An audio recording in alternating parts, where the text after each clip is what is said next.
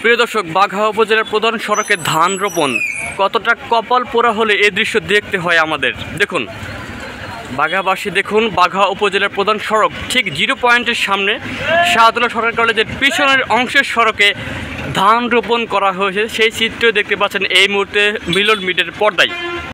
সব কিছুরই পরিবর্তন হয়, কিন্তু বাঘা উপজেলার প্রধান সড়কের পরিবর্তন হয় না।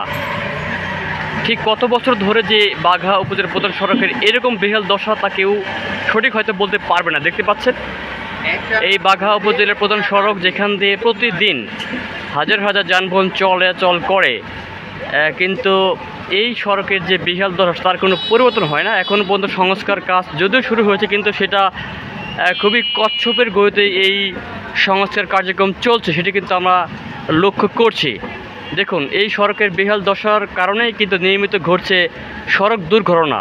আপনারা প্রতিদিনই কিন্তু আমাদের চ্যানেলে দেখতে পাচ্ছেন যে এই সড়কে যান চলাচল করতে গিয়ে অনেকেই উল্টে পড়ে যাচ্ছে এবং সংঘর্ষ হচ্ছে, যার ফলে কিন্তু অনেকেই ক্ষতিগ্রস্ত হচ্ছে। আজকেও কিন্তু একটি নিউজ দেখেছেন আমাদের চ্যানেলে যে বাঘা হাই স্কুলের সামনে একটি ভটভটি গাড়ি উল্টে গিয়ে প্রায় 30টি হাঁস মারা গিয়েছে।